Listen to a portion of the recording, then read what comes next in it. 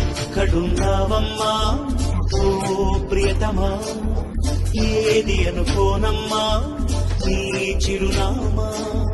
దేశం కాని దేశంలో సాగరం లాంటి నగరంలో